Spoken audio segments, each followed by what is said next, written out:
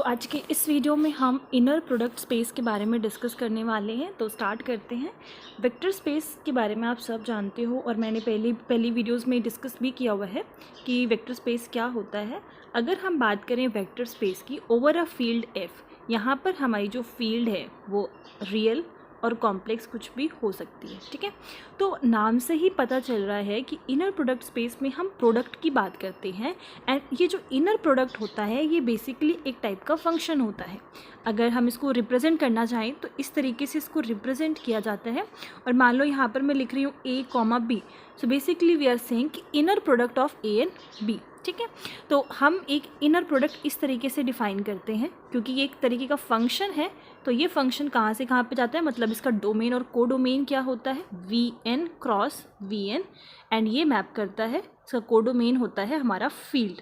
Okay, अब देखो इस चीज़ को समझो कि जो ये मैंने V N cross V N लिखा है ये एक तरीके से क्या है, प्रोडक्ट है। क्योंकि इनर प्रोडक्ट स्पेस की बात कर रहे हैं तो हमें प्रोडक्ट की बात करनी होगी, नाम से ही पता चल रहा है। ये जो होता है वो हमें ये रिप्रेजेंट कर रहा है कि ये हम एक फंक्शन के बारे में बात करते हैं। फंक्शन है तो आपको डोमेन कोडोमेन जो है वो मिलेगा। ये जो एफ जिस पे मैप करता है वो हमारा होता है फील्ड, और फील्ड में हम रियल और कॉम्प्लेक्स के ऊपर बात करते हैं। ठीक है, तो अगर इसकी मैं स्टैंडर्ड फॉर्म की बात करूँ, standard form of inner product space, तो उसको हम रिप्रेजेंट करते हैं डॉट प्रोडक्ट से। ओके, तो देखिए इसको कैसे रिप्रेजेंट किया जाता है। अगर हमारी फील्ड कॉम्प्लेक्स है तो उस केस में आप किस तरीके से इनर प्रोडक्ट स्पेस को डिफाइन करोगे। तो यहाँ पर मैंने सपोज करो जो हमारा वेक्टर स्पेस है ओवर कॉम्प्लेक्स ले रखा है और मैं डिफाइन कर रही हूँ एक्स वाई का इनर प्रोडक्ट। यहाँ पर जो x है वो हम ये सपोज कर लेते हैं वो x1, x2, x3 है, और जो y है दैट इज़ y1, y2 और y3 है। सो ये जो इनर प्रोडक्ट होगा x और y का, उसको हम डिफाइन करते हैं x1 y1 का कॉन्जुगेट प्लस x2 y2 का कॉन्जुगेट प्लस x3 और y3 का कॉन्जुगेट। ठीक है, ये हम कॉन्जुगेट इसलिए लगा रहे हैं क्योंकि अभी हम कॉम्प्लेक्स के ऊपर बात कर रहे हैं, तो इसलिए यहाँ पर आ रहा है कॉन्जुगेट। जो आप फर्स्ट में लिखोगे x वो तो हमारे ओरिजिनल जैसे हैं वैसे ही रहेंगे, बट जो हम इस पोजीशन पे लिखने वाले हैं उसका हमें लेना है कॉन्जुगेट। और जब आप इसको सॉल्व करोगे तो आपको एक कॉम्प्लेक्स नंबर मिलेगा। कॉम्प्लेक्स नंबर इसलिए मिलेगा क्योंकि जो इसकी मैपिंग होती है, जो कोडोमेन होता है, जो आप इनर प्रोडक्ट, ये जो इनर प्रोडक्ट हम डिफाइन कर रहे हैं वी क्रॉस वी से, ये हमने डिफाइन किया हुआ है कॉम्प्लेक्स पे। ठीक है, इस तरीके से फंक्शन को हमने डिफाइन किया हुआ है, तो इसकी मैपिंग कॉम्प्लेक्स पे होगी और जब इसको आप सॉल्व करोगे तो आपको डेफिनेटली एक कॉम्प्लेक्स नंबर मिलेगा। अगर यहाँ पर कोऑर्डिनेट्स और हम ज़्यादा कर दें, लाइक अगर यहाँ पर हम x4 x5 और बढ़ा दें, तो इसी तरीके से आप जो है सेम प्रोसीड कर सकते हो कि x4 आ जाएगा, फिर y4 का कॉन्जुगेट आ जाएगा, प्लस फिर आ जाएगा, सॉरी ये 4 होगा, देन x5 आ जाएगा, ये y5 का कॉन्जुगेट आ जाएगा, और इसी तरीके से आप n डायमेंशंस में बात करना चाहते हो तो हम इसी तरीके से प्रोसीड करेंगे। तो ये तो हो गया अगर फील्ड आपकी कॉम्प्लेक्स है। अब हम ये बोल रहे हैं कि हमारी फील्ड कॉम्प्लेक्स ना होकर अब हमारी फील्ड रियल है, तो आप ये जानते हो कि जो कॉन्जुगेट का जो कॉन्सेप्ट है वो कॉम्प्लेक्स में होता है। लाइक अगर हम z को लिखते हैं x प्लस आयोटा वाई, उसका कॉन्जुगेट होता है x minus iota Y. But जब आप रियल की बात कर रहे हो तो यहाँ पर कॉन्जुगेट का कोई भी कॉन्सेप्ट नहीं है। दैट मीन्स कि जो ये आपका y1 है, ये जो आपका y1 का कॉन्जुगेट लिख रखा है वो किसके बराबर आ जाएगा, y1 के। अगर फील्ड कैसी है, रियल की फील्ड है, तो दैट मीन्स कि अगर हम इसको रीडिफाइन करें, when our field is real, so this will be x1 y1 x2 y2 x3 y3 and so on. अगर और ज़्यादा टपल्स हैं तो हम इसी चीज़ को कंटिन्यू करते हुए चलेंगे। तो ओवरऑल जो आपको याद रखना है, जब हम इनर स्टैंडर्ड फॉर्म की बात करते हैं इनर प्रोडक्ट स्पेस में, जो हमारा स्टैंडर्ड फॉर्म होता है वो हम डॉट प्रोडक्ट से शो करते हैं। मैं ये इसलिए बोल रही हूँ कि जो स्टैंडर्ड फॉर्म है वो डॉट प्रोडक्ट से शो किया जाता है क्योंकि आगे हम बात करने वाले हैं जब आप दो फंक्शंस का इनर प्रोडक्ट कर रहे हो।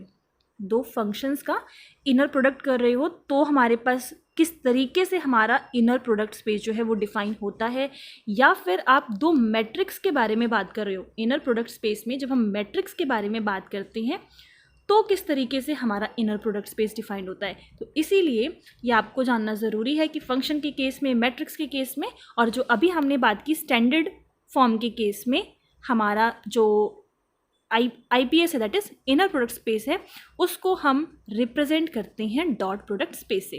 देखिए CSIR में काफ़ी बार क्वेश्चन आता है ना, तो वो ऐसे मेंशन कर देता है कि this is a standard inner product space, और आपको अब बोला गया है कि UV वेक्टर का यहाँ पर U और V वेक्टर्स दे दिए गए। तो ये बहुत ही ऑब्वियस है क्योंकि ये स्टैंडर्ड इनर प्रोडक्ट है, तो कुछ डॉट प्रोडक्ट के वे में ही हमारा जो ये फंक्शन है वो डिफाइंड होगा। ठीक है, ओके, तो कंटिन्यू करते हैं इसी चीज़ को। ये तो हो गया हमारा स्टैंडर्ड फॉर्म। अब कुछ प्रॉपर्टीज़ देख लेते हैं। अगर मैं प्रॉपर्टीज़ की बात करूँ, प्रॉपर्टीज़ पहले हम कॉम्प्लेक्स के बारे में डिस्कस कर लेते हैं, फिर रियल में जस्ट जो कॉन्जुगेट वाला पार्ट होगा बस हमें उसे ही हटाना है, बाकी सब कुछ सेम ही रहता है। तो फर्स्ट जो प्रॉपर्टी होती है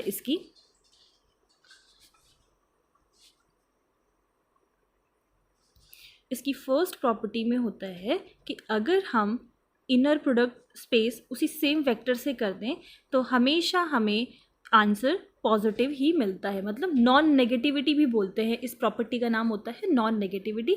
मतलब इनर प्रोडक्ट स्पेस ना कभी भी नेगेटिव नहीं होता।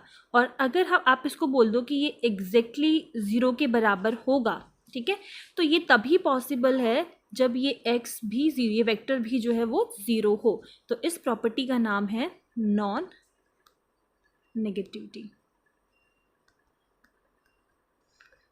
ओके, तो देखो इस चीज़ को मैं आपको डिस्टेंस का जो कॉन्सेप्ट है, डिस्टेंस बेसिकली उससे समझाने की कोशिश करती हूँ कि ये आपके पास एक पॉइंट है, सपोज करो A, ये दूसरा पॉइंट है B। अगर आपको डिस्टेंस निकालने के लिए बोला जाए इन दोनों पॉइंट्स के बीच में, तो क्या ये कभी डिस्टेंस नेगेटिव हो सकता है? नहीं हो सकता। डिस्टेंस हमेशा आपको पॉजिटिव ही मिलेगा। और अगर आप डिस्टेंस निकाल रहे हो A पॉइंट से A पॉइंट तक का ही, मतलब इसी पॉइंट से आप इसी पॉइंट तक का डिस्टेंस निकाल रहे हो, तो डिस्टेंस हमेशा आपको 0 मिलेगा। वही ये कहना चाह रहा है कि डिस्टेंस अगर 0 है देन वो जो पॉइंट होगा, मतलब डिस्टेंस, सॉरी इस तरीके से, जब डिस्टेंस अगर 0 होगा दैट मीन्स कि आप उसी सेम पॉइंट का डिस्टेंस उसी सेम पॉइंट तक ही निकाल रहे हो, या आप इसे रिलेट कर सकते हो। क्लियर? तो ये इस तरीके से पहला प्रॉपर्टी जो है वो डिफाइन होता है। सेकेंड प्रॉपर्टी जो होती है वो सिमेट्रिक होती है, बट क्योंकि अभी मैं कॉम्प्लेक्स के बारे में बात कर रही हूँ तो इस प्रॉपर्टी को मैं लिख रही हूँ कॉन्जुगेट सिमेट्रिक। अगर सिर्फ सिमेट्रिक की बात करो तो आप ऐसे बोल सकते हो कि जो XY होगा इसका जो इनर प्रोडक्ट आएगा वो किसके बराबर आना चाहिए? YX के बराबर। सिमेट्रिक में ये होता है X की जगह Y कर दो, Y की जगह X कर दो। अब क्योंकि कॉम्प्लेक्स में बात कर रहे हैं तो यहाँ पर हमने लगा दिया कॉन्जुगेट सिमेट्रिक। थर्ड जो प्रॉपर्टी होती है,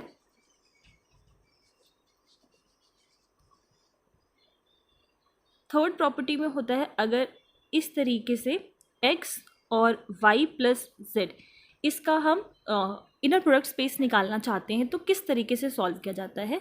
सबसे पहले ही देखो, ये जो X है इसका हम Y के साथ भी करते हैं और इसका Z के साथ भी होता है। मतलब X का इनर प्रोडक्ट Y के साथ, देन यहाँ पे प्लस है तो यहाँ पर आ जाएगा प्लस, फिर X का Z के साथ।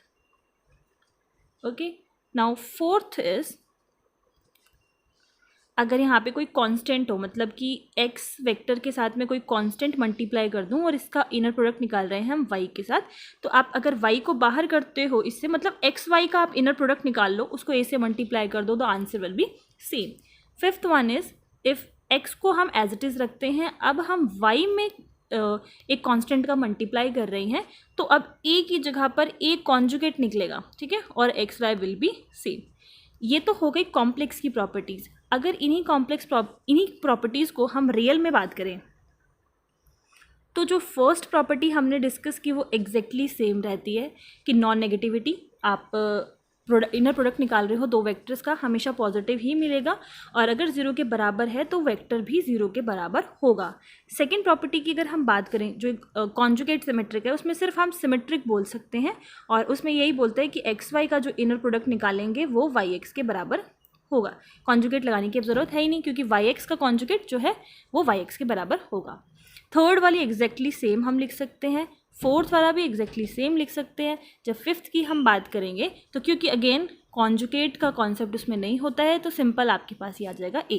बिल्कुल प्रॉपर्टीज़ जो है वो एग्जैक्टली सेम है, बस आपको ये ध्यान रखना है कॉम्प्लेक्स की बात करते हो तो कॉन्जुगेट इंक्लूड हो जाता है, और रियल में कॉन्जुगेट होता ही नहीं, वो बराबर हो जाता है क्वांटिटी, तो प्रॉपर्टी जो है वो बिल्कुल बिना कॉन्जुगेट के बन जाती है। अब हम डिस्कस करते हैं कि इनर प्रोडक्ट स्पेस प्रूफ करने के लिए आपको कौन कौन सी प्रॉपर्टी शो करनी होती है। ठीक है, सो इनर प्रोडक्ट स्पेस किस तरीके से हमने डिफाइन किया था, at V cross V to F. Okay, तो जितने भी डायमेंशन का होता है वी क्रॉस और इस तरीके से आप लिख सकते हो। तो पहली प्रॉपर्टी वही सेम नॉन नेगेटिविटी की प्रॉपर्टी होती है। सेकेंड प्रॉपर्टी होती है हमारी सिमेट्रिक की, या फिर आप कॉन्जुगेट सिमेट्रिक बोल दो in case of complex. Third जो प्रॉपर्टी होती है वो हमारी लीनियरिटी की प्रॉपर्टी होती है, जो मैंने अभी जस्ट आपको बताया कि अगर एक्स वाई प्लस, या फिर आप ऐसे समराइज़ कर लो इसको, ए एल्फ़ा प्लस में बी बीटा एंड गामा है, तो इसको आप कैसे लिखोगे। देखो अब यहाँ पे कॉमा लग गया ना, तो एक पार्ट आपका ये वाला हो गया, दूसरा पार्ट ये हो गया, तो एक बार इसको इससे करेंगे, देन अगेन इसको इससे करेंगे, और यहाँ पर एल्फ़ा ये जो ए एन बी है ये तो आपके फील्ड से बिलोंग कर रहे हैं, और एल्फ़ा बीटा एंड गामा ये आपके वेक्टर स्पेस से बिलोंग कर रही हैं। और अभी हमने प्रॉपर्टी में क्या देखा कि जो वो स्केलर होता है ना वो बाहर आ जाता है, तो इसका मतलब जो एल्फ़ा है वो बाहर आ जाएगा और ए का इनर प्रोडक्ट हो जाएगा, सॉरी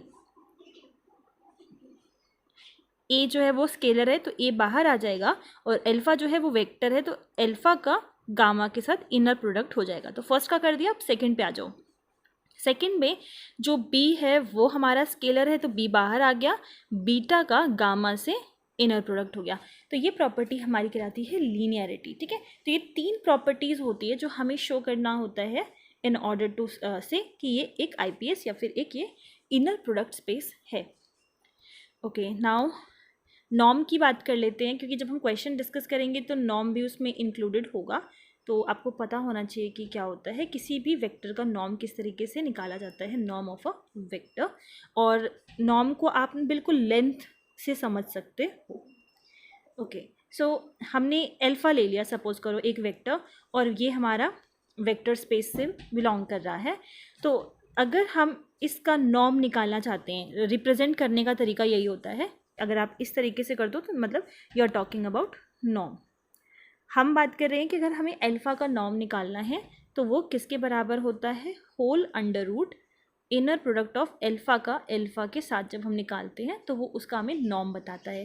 देखो जो डिस्टेंस फार्मूला है बिल्कुल आप उसी से रिलेट कर सकते हो, लेंथ जो है डिस्टेंस जो है, डिस्टेंस फार्मूला से ये एक तरीके से बिल्कुल सेम ही है नॉर्म का कॉन्सेप्ट। और अगर आप इसको अंडर रूट को इस साइड शिफ्ट करना चाहो तो ये हो जाएगा इसका स्क्वायर, मतलब हम निकाल रहे हैं एल्फ़ा का एल्फ़ा के साथ इनर प्रोडक्ट। और ये जो है अभी हमने डिफाइन किया किस तरीके से इनर प्रोडक्ट निकाला जाता है, हम क्या करते हैं डॉट प्रोडक्ट। स्टैंडर्ड फॉर्म क्या है आईपीएस की इनर प्रोडक्ट की, हम निकालते हैं डॉट प्रोडक्ट। तो उसमें अगर alpha is something like x1 and x2, okay, तो ये किस तरीके से आएगा, x1 dot x1 plus x2 dot x2, ये एल्फ़ा हो गया। एल्फ़ा का आप एल्फ़ा के साथ ही निकाल रहे हो तो फर्स्ट का फर्स्ट के साथ होता है, सेकंड का सेकंड के साथ होता है, तो यही आंसर आ जाएगा। इसको आप कैसे लिख सकते हो, x1 का स्क्वायर, x1 का स्क्वायर प्लस में x2 का स्क्वायर, ये आपकी नॉर्म डिफाइन हो गई। अब अगर आपको ध्यान हो तो डिस्टेंस फार्मूला भी हम कुछ इसी तरीके से निकालते थे, या फिर इसको आप इस तरीके से लिख लो, norm of alpha is equals to whole under root x1 का स्क्वायर प्लस में x2 का स्क्वायर। जब आपको ऑरिजिन से डिस्टेंस निकालना होता था तो बिल्कुल एग्जैक्टली इसी वे से हम निकाला करते थे, ऑरिजिन से आप डिस्टेंस निकाल रहे हो plus y minus zero this whole square. तो इससे आपको डिस्टेंस पता चल जाएगा। तो वही सेम चीज़ है, इस तरीके से हम नॉर्म को निकालते हैं। Now next is unit vector. Unit vector नाम से ही पता चल रहा है एक ऐसा वेक्टर जिसकी जो नॉर्म हो वो यूनिट हो, मतलब 1 हो।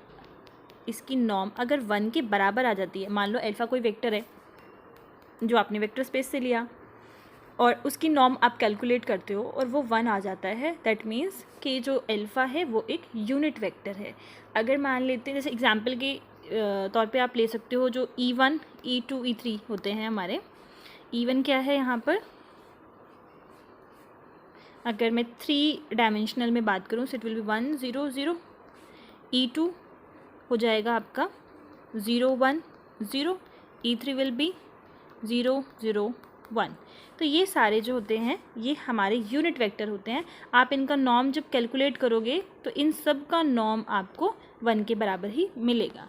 अगर कोई वेक्टर आपको दिया हुआ है और वो आपको उसको यूनिट वेक्टर में बनाना है, मतलब वो यूनिट वेक्टर में नहीं है, उसको आपको यूनिट वेक्टर बनाना है, तो आप सिंपली क्या कर सकते हो, उस वेक्टर को उसके नॉर्म से डिवाइड कर दो। जब आप उसको डिवाइड करोगे तो वो एक यूनिट वेक्टर बन जाएगा। क्लियर। अब आ जाते हैं कि एक बार मैं आपको ना हिंट दे देती हूँ कि फंक्शन में और मैट्रिक्स में हम इनर प्रोडक्ट स्पेस को डिफाइन किस तरीके से करते हैं, और इसको हम डिस्कस नेक्स्ट वीडियो में करेंगे। अगर हम फंक्शन की बात करें, फंक्शन की, तो जो डिफ़ाइन करने का वे होता है उसमें हम पहला फंक्शन और दूसरा फंक्शन की बात करते हैं। यहाँ पे हमने f और g दो फंक्शंस लिए हुए हैं और इसको डिफ़ाइन करना होता है a to b, मतलब आपकी जो लिमिट जिसके बीच में भी हमें इसको इंटीग्रेट करना है। एंड एफ टी हमारा पहला फंक्शन, जी टी हमारा दूसरा फंक्शन। ये तो वे हो गया फंक्शंस को डिफ़ाइन करने का। और जैसे कि अगर एक एग्जांपल की अगर मैं बात करूँ तो हमने ले लिया 0 to 1 F T G T T T, मतलब ये हमने f और g दो फंक्शंस जो हैं वो डिफ़ाइन किए हैं with in the limits 0 to 1 में। अब कुछ ऐसे एग्जांपल्स जो इनर प्रोडक्ट स्पेस नहीं होते, उसका वो हम देख लेते हैं। ये तो होता है हमारा, जैसे मान लीजिए अगर मैं इनर प्रोडक्ट स्पेस में f और g मैंने डिफ़ाइन किया है और मैं इस पर मोड लगा दूँ एफ टी जी टी, हम इसको प्रॉपर वे से डिस्कस करेंगे। अभी जस्ट ये मैं आपको बस बेसिक्स बता रही हूँ। जैसे कि अगर दो फंक्शंस हैं उनका हम इनर प्रोडक्ट स्पेस निकाल रहे हैं और मैंने उसमें मोड लगा दिया है, ठीक है, तो कभी भी ये जो मोड होता है वो कभी भी आपका इनर प्रोडक्ट स्पेस इसको नहीं बनने देता, ठीक है। तो अगर मोड कभी भी लगा हुआ है तो वो कभी इनर प्रोडक्ट स्पेस नहीं बनाएगा।